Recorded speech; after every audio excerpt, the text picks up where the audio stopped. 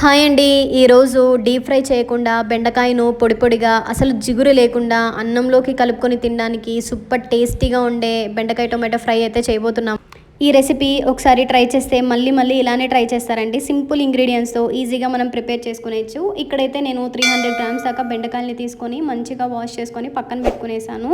ఇప్పుడు ప్యాన్లో ఆయిల్ వేసుకొని మనం ఆల్రెడీ కట్ చేసుకున్న బెండకాయలని వేసుకునేసి గ్యాస్ ఫ్లేమ్ని లోలో పెట్టుకొని సాల్ట్ వేయకుండా మూత పెట్టకుండా మంచిగా ఇందులోని జిగురు పోయేంత వరకు మనం లో ఫ్లేమ్లో ఒక 4 to 5 minutes మంచిగా వేపుకొని ఇందులోని జిగురంతా పోయి పొడి పొడిగా అయ్యేంత వరకు వేపుకునేస్తే సరిపోతుందండి. చూసారా, ఇంత పొడి పొడిగా అయిపోయాక మనం దీనికి తగినంత సాల్ట్ వేసుకునేసి ఒకసారి అంతా కలిపేసి ఒక ప్లేట్లో వేసుకునేద్దాము.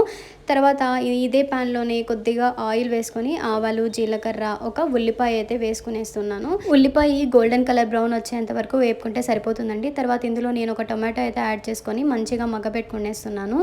టమోటా మగ్గిన తర్వాత మాత్రమే బెండకాయలని వేసుకునేసి ఇందులోనే తగినంత పసుపు, కొద్దిగా సాల్ట్, కారము, గరం మసాలా, కొద్దిగా చికెన్ మసాలా కూడా వేసుకునేసి బెండకాయలోకి ఈ మసాలాలంతా పట్టేంత వరకు మనము 5-6 నిమిషాలు లో ఫ్లేమ్లోనే మనం వేపుకునేసి డీప్ ఫ్రై చేయకుండా ఇలా చేస్తే బెండకాయ చాలా టేస్టీగా పొడి పొడిగా ఉంటుంది. ఒకసారి ట్రై చేస్తే మళ్ళీ ఇలానే ట్రై చేస్తారు. మన సూపర్ టేస్టీ బెండకాయ టొమాటో ఫ్రై అయితే రెడీ అయిపోయింది. రెసిపీ నచ్చితే వీడియోని లైక్ చేయండి, షేర్ చేయండి.